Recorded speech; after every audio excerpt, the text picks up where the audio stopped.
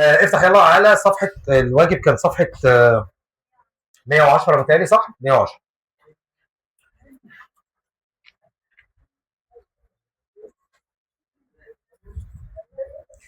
انا عايزك تركز بقى في كل تفسير سؤال، لان تبقى في حاجات انت عايز تسمعها مذاكرها، بس عايز تسمع ازاي تتعامل، ازاي تتعامل فيها. تمام؟ عشان تبقى شايف الواجب. النموذج كان 276 على ما اعتقد، الشباب قالوا لي، او 267 مش فاكر. 267. اه. يلا يا باشا. سؤال رقم واحد ب. سؤال رقم واحد ب. يلا يا باشا. واي حاجه انت عايزها علم عليها وانا تحتها. واحد ب، 2 ب، واحد ب، 2 ب، 3 ب، 4 الف. اي حاجه غلط سيبها زي ما هي. علم يعني على الصح وسيبها زي ما انا شرحها. 5 ب، 6 ج، 7 ج، 8 ب، 9 د، 10 د، 11 الف، 12 ب، 13 د، 13 د، 14 ج، 13 د، 14 ج، 15 د، 16 ج، 17 ج، 18 الف، 19 الف، 20 ج، 21 ج، 22 ج، 23 ج، 24 الف، 25 ب، 26 ج،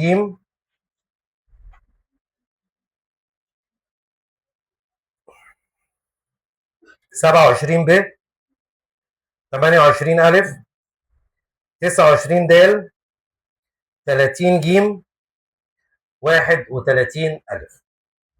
ارجع بقى لصفحه 110 من البدايه وانا تحت امر حضرتك. الصفحه الاولى. الصفحه الاولى اللي هو فيها من 1 ل 4. رقم 1. تمام. من عينيا حاضر. هنبدا الاول بسؤال رقم 1 ورقم 2 اتقال. ما هو لما السؤال بيتقال خلاص ما هشرح. السؤال الاولاني. السؤال الاولاني مباشر، بس انا عايز اعرف هو ليه ما نكتبش الرمز بتاعنا. يعني هو الرمز يا مستر بتاعنا ما هو موجود اهو في د. يعني رمز الكربونات موجود في د كي سي ال. لا موجود اهو. ده كمان مش موجود، ولو موجود مش هختارها برضه. يعني حتى لو موجود مش هختارها. لا والله اقول لك ليه دلوقتي هعرف. هو مش موجود، وافترضنا موجود كي سي ال ام جي سي ال 2 6 اتش 2 او. ده يا اولاد اسمها الصيغه التوضيحيه او الصيغه البنائيه للخامه. بنائيه عن فرد، مفروض. وده صح، يعني في الخامه او في المركب العضوي لازم يتكتب مفروض كده. هو بقى طالب ايه؟ شوف المعنى. بيقول لي اي ما يلي يمثل التركيب العنصري. يعني كلمه تركيب عنصري انا مش عايز رمز. اكتبه غلط اكتبه صح مش يفرق معايا. اعرف لي بس. انا عايزك تعرفني كل او مركب الكربونات ده فيه كام واحده بوتاسيوم، فيه كام واحده مغنيسيوم، واحده كام واحده كلور. ده اسمه التركيب العنصري. يبقى التركيب العنصري اللي انت تلم كل المتشابه وتعده على بعض. واحد يقول لي طب هما ليه مش يدرسوا لنا كده؟ لان هو درس لك الصح. مفيش عناصر بتتلم على بعضها في المركب. لا، المركب بيتحط عليك مركب. انما انت مش بتحل رياضه. هو انا عايزك رياضه لم كل متشابه. طب الرمز كان ايه اصلا يا مستر؟ كان كي سي ال ام جي سي ال 2 دوت 6 اتش 2. طبعا عارفين النقطه كانت ايه؟ رابطه تناسقيه. الله يرضى عنك. انت لم بقى بنفس الشكل اللي كاتبه، مش المهم تلمه وخلاص. ادي كي واحده، سي ال 3، ام جي واحده، ولم الهيدروجين كله على بعضه. 6 في 2 ب 12 هيدروجين و6 اكسجين. يبقى ده كده المركب بتاعنا. ده اسمه التركيب العنصري. طب هل هو رمز الكرنوليت هو اللي فوق ولا اللي تحت؟ فوق طبعا، موجود في الطبيعه كده، مش ملموم كده خالص يعني. تمام. ده تركيبه، يعني بيتكون من كام عنصر كلور ومغنيسيوم. ده اللي قصده بيه. سؤال رقم 2. طيب مين ينطق لي او مين يقول لي الكرنوليت ده دلوقتي مكتوب على هيئه كام مول؟ 1 مول. صح. واحد يقول لي طب انا بعرف عدد المولات منين؟ مفيش رقم بره، يعني هو مفيش وزن بره، يعني ده واحد. طيب الواحد ده بقى جواه كام مول؟ واحد يقول لي الواحد المول جواه مول، هو الشوال جواه شوله؟ جواه شوله صغيره. تمام. الواحد مول ده جواه كام مول ميه؟ 6. يبقى كل واحد مول من الكرنلات شال 6. حلو، يعني لو انا سخنته الميه هتتبخر. لو سخنت المول ده كله، لو هو مول في طبق كده وسخنته 6 مول هتتبخر. طب لو سخنته نص مول هيتبخر 3 مول، بس هو مش عايزه بالمولات، عايزه بالكتله. طيب خلاص، انت معاك 3 شوال، الشوال 10 جرام، يبقى انت معاك كام جرام؟ 30. حلو، انت هتفقد 3 ميه. الميه الواحده ب 18، الكتله الموليه بتاعتها مديها لك، هتضربها في كام؟ 3 في 18 ب 54، يبقى انت هتفقد كام جرام؟ وهيتبقى كام جرام؟ 54 من الميه مع الكتله بتاعت المركب، يبقى انت هتفقد من وزنه 53 جرام. ده كده السؤال الاولاني، او ده الصفحه الاولانيه. نروح للصفحه الثانيه اللي هي 111. 111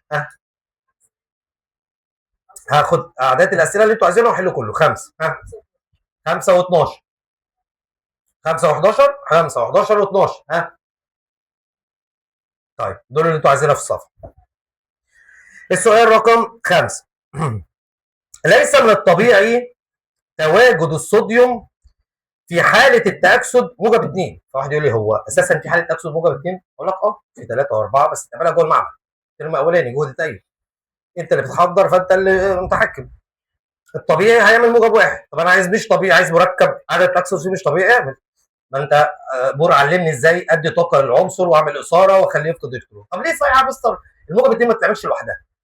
ليه يتعمل موجب 1 بس؟ هو مش عنده الكترونات؟ لا عنده 11 الكترون. طب ليه هو في الطبيعي بيفقد 1؟ عشان هو ده اللي بيحافظ على الاستقرار. طب بعد ما فقد الواحد بقى كام؟ ده مستوى الطاقه الاخير كام؟ 8. الظروف الطبيعيه ما تخليش المستوى الرئيسي المكتمل ده يفقد الكترون، لازم ظروف صعبه، والظروف الصعبه دي اسمها جهد تأين. طب ده انهي جهد تأين؟ الثاني. انت هتفقد 2 الكترون، يبقى ده اسمه جهد التأين الثاني. جهد التأين الثاني بتاعه كبير. عارف لو جهد التأين الثاني بتاعه صغير هتحصل عادي، انما جهد التأين الثاني بتاعه عالي قوي فما بيحصلش بسهوله، فبالتالي محتاج طاقه كبيره، فمش من الطبيعي انه يحصل. عارف الكلام ده لانه بيقول لي مش من الطبيعي. هو ليه قال مستحيل يحصل؟ يعني ليه ما قالش السؤال من المستحيل ان يحدث موجب 2؟ لانه هو مش مستحيل. بالظبط، هو مش من الطبيعي انه يحصل، تمام، انما يحصل في ظروف غير طبيعيه. ده سؤال 5. طيب سؤال 11 اللي عليه الدور. السؤال عليه 11 اللي عليه الدور بيقول اي كل العبارات الاتيه تعتبر صحيحه، كل العبارات دي صح ما عدا تتفق فلزات الاقلاء في سالبيتها الكهربيه. لا، فلزات الاقلاء مش بتتفق في سالبيتها الكهربيه، لا مختلفه طبعا. ده انا كل ما بنزل لتحت، حد فاكر التدرج السالبيه الكهربيه؟ لا، السالبيه بتقل لان عكس نص القطر، فهتقل السالبيه الكهربائيه. المهم انها بتتغير، يعني حتى لو شغل الخاصيه هتتغير، يبقى بالتالي مش هيتفق، وده هو ده معانا. طيب ب تختلف خواص الليثيوم عن بعض خواص المغنيسيوم. اقول لك اكيد، ما انا نوع وانت نوع. فلزات الظاهره الكهرودوريه الفلزات الاقلاء بذات عدد الذري صح لكبر حجمها الذري. فلزات الاقلاء عوامل مختلفه قويه جدا، كل صح ما عدا الف هي اللي خاطئه. طب سؤال 12. اي مما يلي يعد صحيحا؟ هنا بقى مش عايز الغلط، انا عايز ايه؟ الصح. اللي طلعت 12 لفلزات بالنسبه لفلزات الاقلاء. طب ايه اللي صح بالنسبه لفلزات الاقلاء؟ هل بيقل النشاط الكيميائي بيزداد العدد الذري؟ اقول لك ابدا، ده انشط عنصر هو مين؟ سيزيوم يا عم، ده بيزداد النشاط. يبقى الاجابه خطا الاولانيه. ب تقل درجه الانصهار بزياده العدد الذري. معلومه صح. تقول ازاي يا مستر يعني؟ بتقل الرابطه الفلزيه مش الخاصيه، هنا الفرق ما بين الرابطه والخاصيه. لا، ده الخاصيه الفلزيه بتزيد، النشاط بيزيد، انما الرابطه الفلزيه هي اللي بتقل. كويس ان انت قلتي، ودايما انا بتكلم اعرف فعلا السؤال واتكلم، ما تكسبش، محدش هيغلطك، بس هتعرف الصح والغلط. الخاصيه الفلزيه لا بتزيد كخاصيه، وانت لازم فوق لتحت، انما الرابطه غير الخاصيه.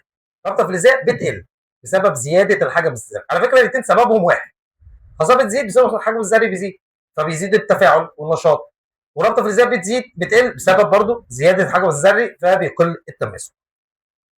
طيب رقم ج يزداد جهد التيار الاول بزياده نصف القطر الايوني. لا، ده بيقل لان الحجم الذري بيزيد فبيقل جهد التيار المتناسب.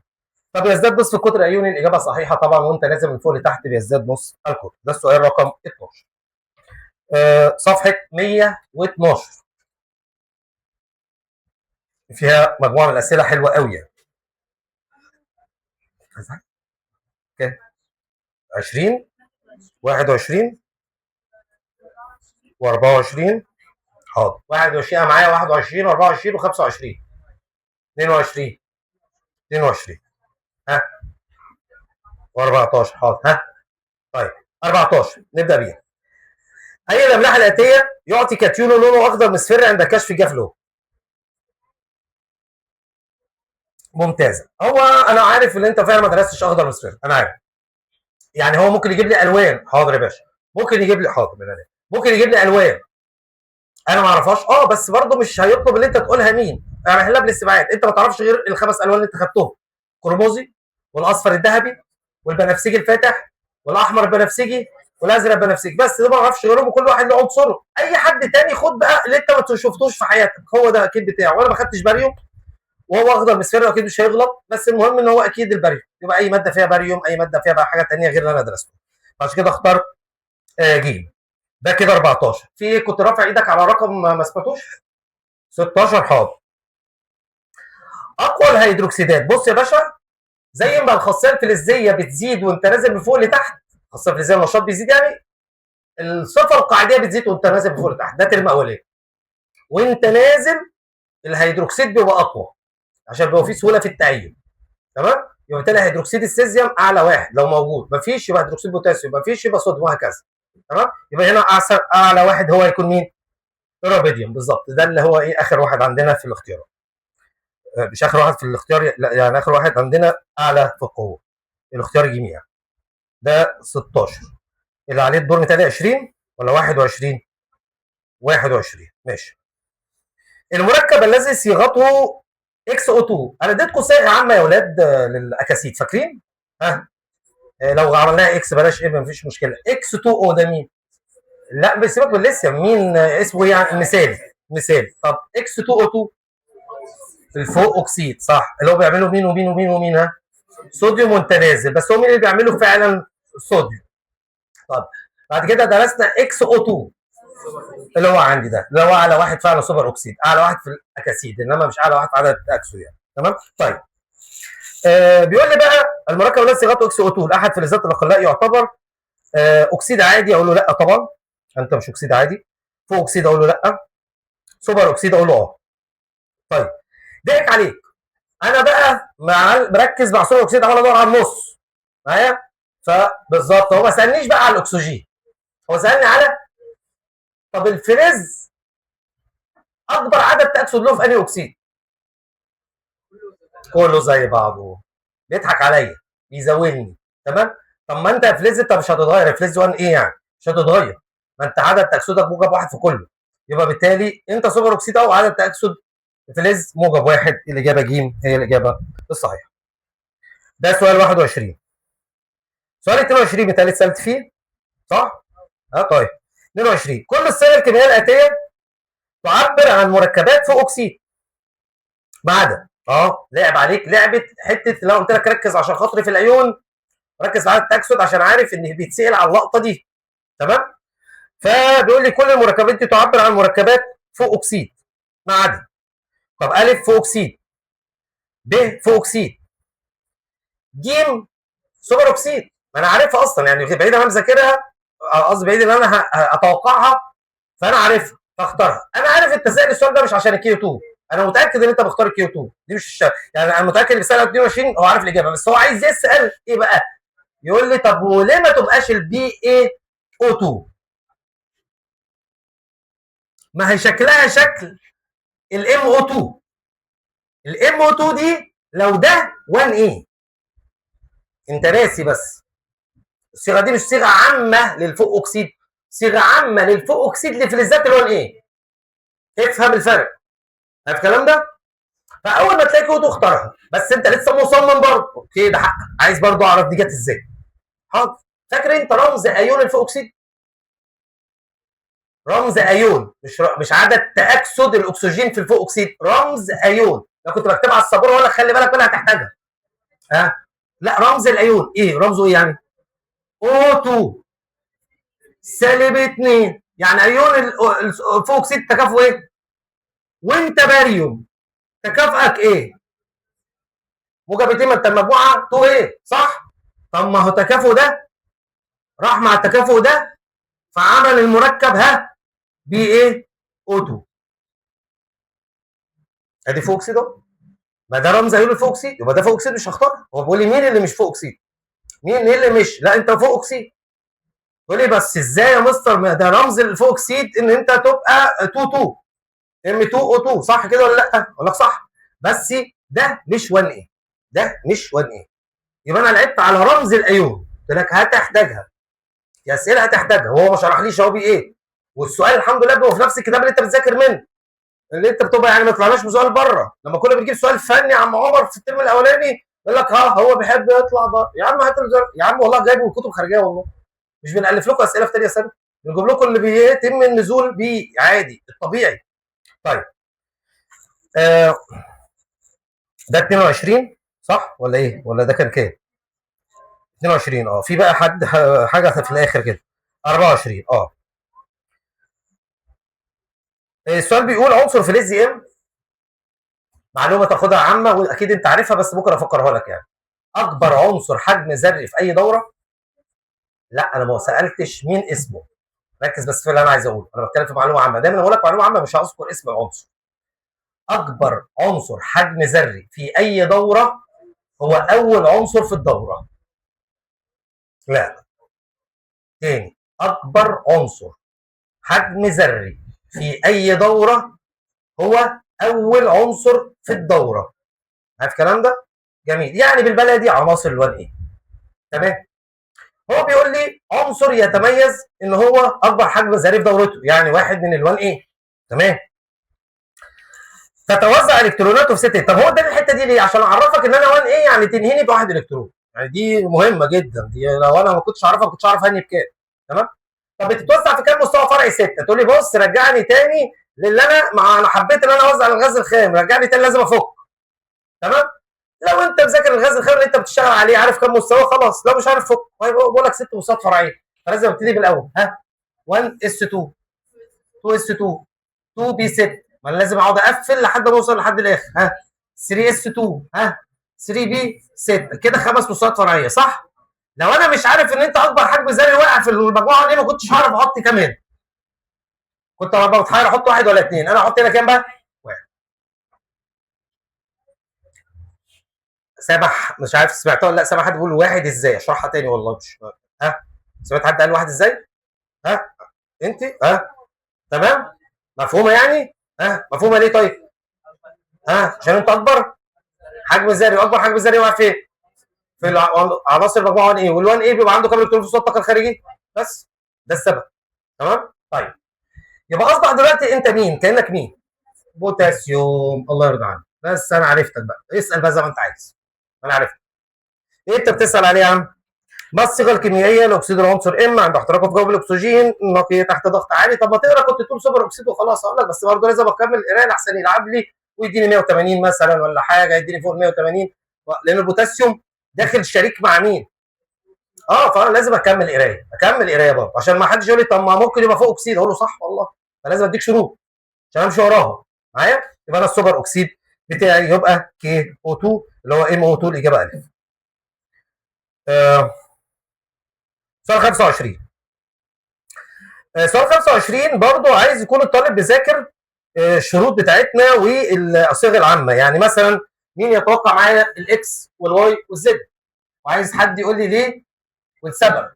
يعني ده هنا سؤال بالتالي ده سؤال اول سؤال تمييز. ده كان برضو في المجموعات كلها. انا مش عايز اقول لي تقول لي مين بس لا ما انا عارف الاجابات وانت ما سالتكش على الاجابه. عايز تقول لي مين اكس مين واي مين زد وايه الاسباب. ايه الاسباب اللي انا اكس انا واي انا زد. قول يا باشا انت راجل ما بتسالش. يا عم سمير انا مروق عليك الترم ده بقى. انت تبص له اللي بحبط كده. انا مروق عليك الترم ده الاكس ليثيوم ليه؟ صح تمام. والليثيوم هو الوحيد اللي بيعمل الاكسيد المثاني. تمام. واي ركز معايا عشان التفسير عشان ما تعرفش لو تعرف برضه خالص بيلك اسمه. صح. خدت المشهور. واحد يقول لي طب ليه ما بقاش بوتاسيوم؟ ليه بقى؟ خدت المشهور اللي بيعمله. تمام. ها، زد اي واحد بالثلاثه ده عادي. فوق اكسيد واي حد بالثلاثه اللي هو بوتاسيوم روبيديوم سيزيوم. تمام. 10 على 10. تمام. 100 100. كمل بقى معايا عشان التمييز محمد هنا اهو. اكس واي زد. اكس واي زد. خلاص انت عرفت ان ده ليثيوم، عرفت ان ده صوديوم، ده حد من الثلاثه بوتاسيوم رابيديوم سيزيوم. حلو. يلا نشوف الف. يا ترى الف صح ولا غلط؟ صح. اوكي. غلط. لا غلط. ليه؟ الف بيقول لي اكس اكبر من واي اكبر من زد حسب نشاطها الكيميائي. ليه طيب تبقى غلط؟ بيزيد مش بيقل. بالظبط. تمام. ب زد يحتمل ان يكون روبيديوم. صح. طيب ج واي 2 او 2 عامل مختزل قوي. ليه؟ ليه ما يكونش عامل مختزل قوي؟ يعني ايه اللي عندك في المنهج يقول لك لا؟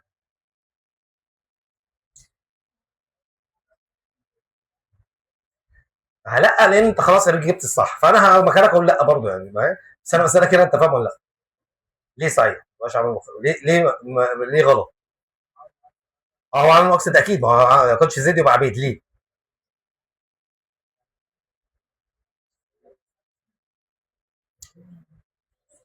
يعني اخلي حد واحد يشاركك في جنيه من جنيه ونص. جنيه ونص.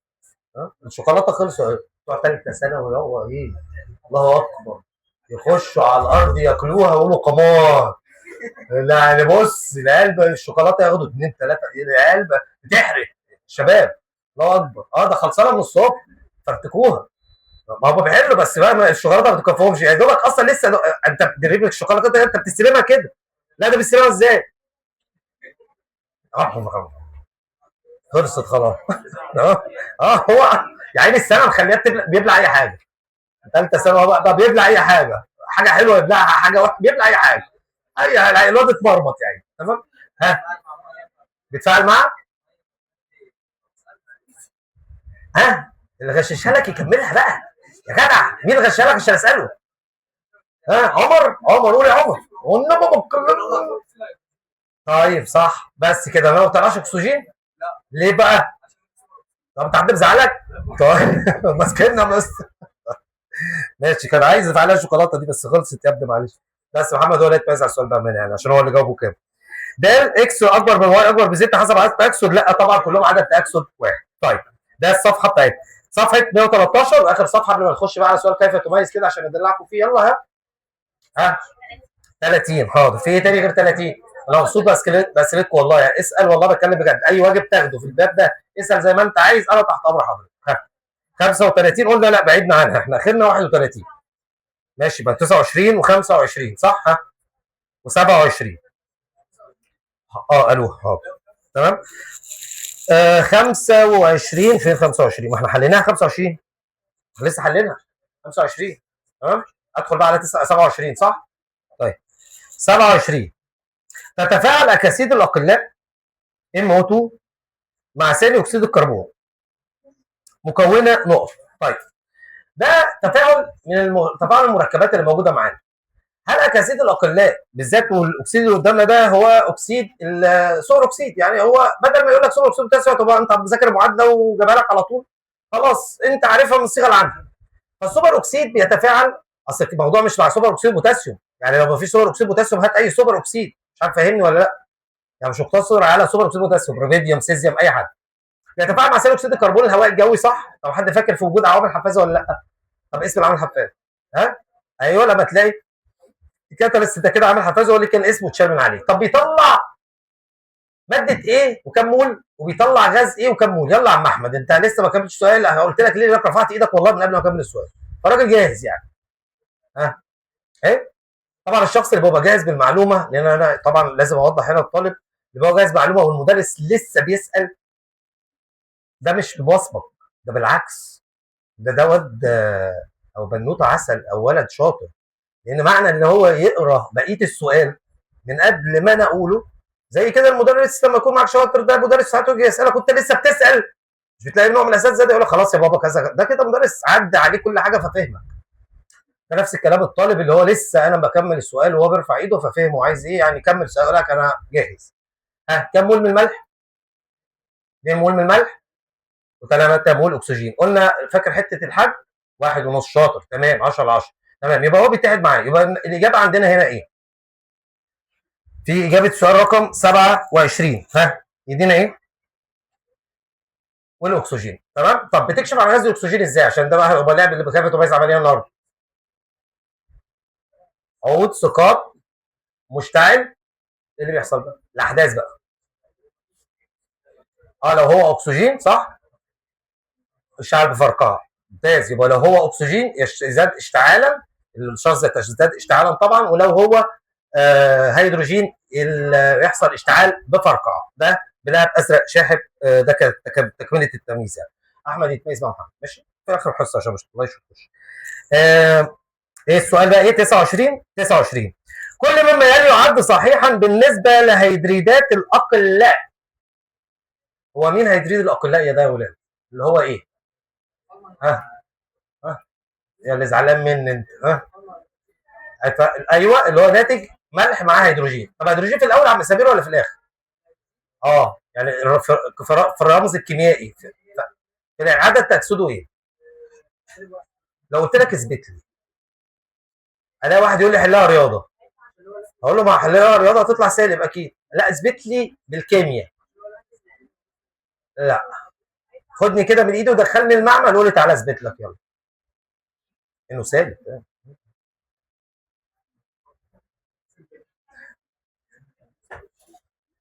يا ابني بتلعب بطل لعب في اللي جنبك. ما انت كنت سرحان بتيجي لحاجه تفوق على طول. يعني كنت في دنيا تانية. لا لا لا لا لا بتموت انت في يلا يلا يا بابا. ده نازل بالبيت معدود حته حته. هيرجع ناقص لوالده والدته يرجع يقول لك انا عند عمرو سمير وما لعبناش في حاجه عنه. سيبه يا عم في حاجه. يلا احنا كنا عايزين مين؟ يلا يا عم سمير. هتثبت لي ولا مش هتعرف؟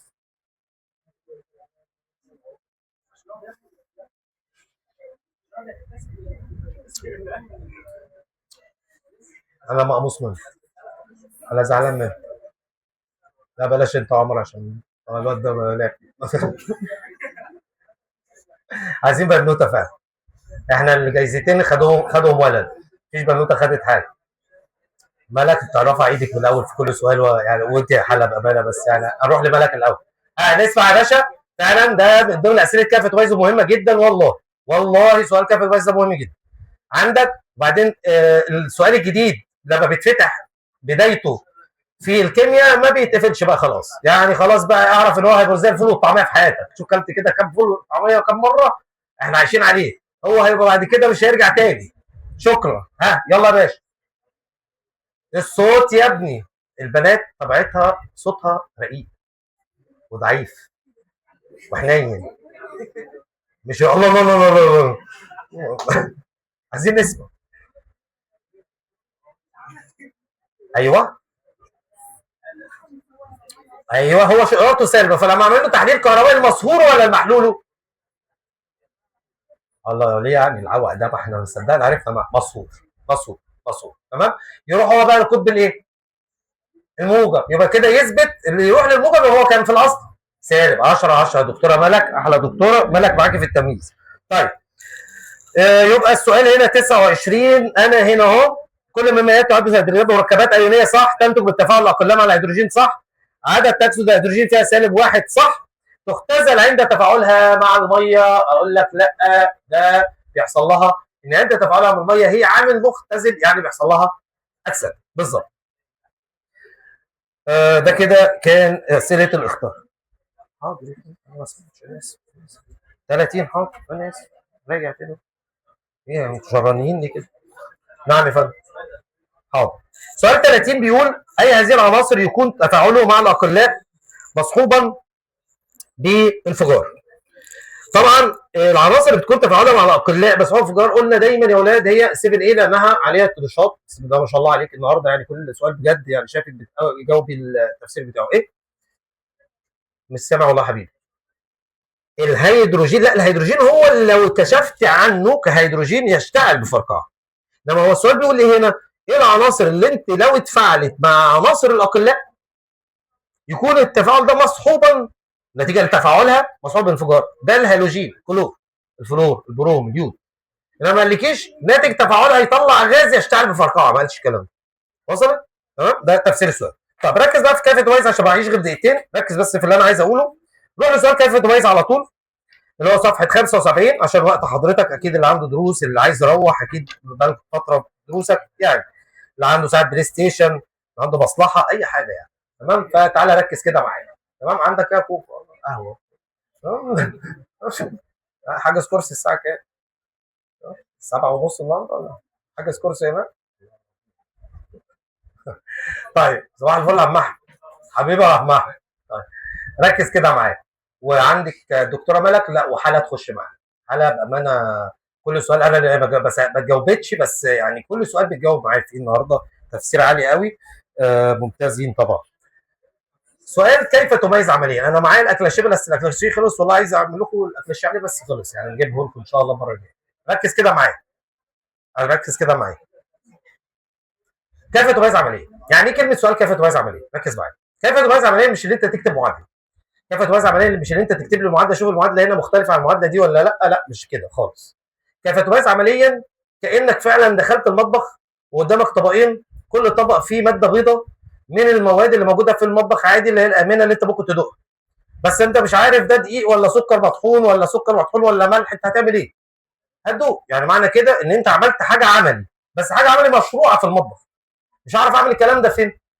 معمل مواد مضره، فبالتالي لازم تعمل تجربه. التجربه دي ينتج منها لون، التجربه دي ينتج منها انفجار، التجربه دي ينتج منها تفاعل، حد بيعمل كذا وحد ما بيعملش كذا. دي معنى كلمه كيف تميز عمل ايه. حلو كلام. مضاف اليه السؤال ليه دايما بيجي مقالي، غالبيه كيف تميز عمل ايه بيجي مقالي، ليه ما بيجيش اختر؟ خلي بالك بقى في اللقطه دي. اختر مش هيعرف ياخد الحاجه اللي هو عايزها منك، ايه هي؟ هو عايز يغلطك في اسلوب لغوي عشان يبقى سؤال. ممكن تتكلم كيمياء صح بس يقول لك لا انا اسف انت غلطان غلط، ليه؟ لانك غلطت في الاسلوب اللغوي. ركز معايا عشان اعرف ترجمه. انا بقول لك كده مش عشان اشرح لك الفكره، مش هشرح لك الاجابه تتقال ازاي. انت قدامك اول سؤال بيقول لك كيف تميز عمليه بين مين ومين. انا مش جاي هنا عشان اقول لك انت هتعمل ايه، اغلبكم على فكره عارف هيعمل ايه. صح؟ هتعمل ايه؟ كشف كيف، مفيش غيره. بس القصه كلها جاي اقول لك تقول الاجابه ازاي. عارف اسلوب الاجابه الصح؟ حاسس ان انت بتقولي يا دكتوره. ايوه حضرتك. اسلوب الاجابه، بس الالوان اكيد انت عارفاها. اسلوب الاجابه اسمع بالله عليك لان حاسس لا قالتها صح. هنقرب الاثنين للهب بنز للمنطقه. لا المنطقه الغير مضيئه من اللهب. حلو، ها كملي. صح. هيطلع الوان، ها. لا ما تقوليش فكلوريد لسه، انت بادئه كويس قوي. انا قلت لك هو بيدور على اسلوب لغوي في الاجابه، ما بيبصش على المتاكد انت هتقولي الكيمياء صح. هو بيتكلم عن اسلوب لغوي. لقاه هيقول لك صح، عشان كده اغلب السؤال ده بيجي مقالي، لانه هو لما يكتب الاختيارات يكتبها صح. هو انا عايزك انت اللي تقوليه. ها حد لقط انا عايز ايه؟ والله بتكلم بجد، والله جايب السؤال ده على فكره يا جماعه اخطر سؤال عندكم. اسهل سؤال واخطر سؤال، تقدر تلم منه درجات وتفقد درجات. تمام؟ لا لا مش قصه الكاتيون برضه. والله ما الخطا كيمياء. حتى لو قلت لي لسه من غير ما تقول كاتيون همشيها لك في اخر السنه، ايه رايك؟ ما انت هتقول لي ملح لسه اول مع مش عايز اقول الاجابه، يعني هتجيب لي سيره الاسم همشيها لك، بس اسلوب اللغه ايه؟ ايه؟ لا بصوا يا جماعه ما تجيبش سيره الماده وانت داخل. يعني تقول يعني انت شغاله صح، قلت هتطلع الوان. ركز بقى معايا. يعني انت شايف الالوان، اللهب اللي هيطلع لون قرمزي، يبقى انت هنا ايه؟ ما جبتش اسم الماده الاول، جبت اسم اللون، اكتشفت اللون الاول. صح؟ اللهب اللي هيطلع لون قرمزي هيكون، يعني انت عملت ايه يا مستر؟ ايه يعني انت في انت عملت ايه؟ طب انت عارف انت كنت هتقول ايه؟ ها مع كلوريد الليثيوم بيكون قرمزي، يعني انت عارفه حضرتك. طب بتكشف ليه؟ بتعمل تجربه ليه؟ ما انت بتقول مع كلوريد الليثيوم، يعني انت عارف اصلا ان ده كلوريد الليثيوم. تقول لي ما انا عرفته من لونه، اقول له يبقى تجيب اللون الاول. يبقى تقول اذا ايه؟ ها تذكر اللون الاول ولا الماده الاول؟ الاولى. تقول اللي يطلع ها لون قرمزي يبقى، واللي يطلع لون بنفسجي فاتح يبقى ما تقولش مع كلوريد الميثيوم يدي كذا ومع كلوريد البوتاسيوم يدي كذا، خد نص اجابه. لانك انت كده ما ميزتش عمل، انت عارف الماده من قبل ما تخش. كلام واضح ولا لا؟ فدي المعنى الاساسي ليها عشان تعرف تشتغل على اساسها. تمام؟ اتمنى تكون استوعبت. الدكتوره دخلها في التمييز لانها بدات صح قوي، بس هي كانت بدات الاجابه صح 100 100. الدكتوره ايه اللي جنب الدكتوره؟ اسمك ايه؟ لوجين صح؟ ايوه جنب لوجين. تمام؟ ربنا يوفقكم. حصه بكره ان شاء الله اخر حصه في الاسبوع، هتاخدوا جمعه فري يا عم. يلا يا عم براءه يا عم، يوم الجمعه. يلا يا عم، يلا يا عم، والله انا كده مدلعك، والله مدلعك. بس بكره تسميع مقالي 3 انواع من الاسئله كيف تميز عمليا، وجاي ازاي تطبخ وعلم ان شاء الله.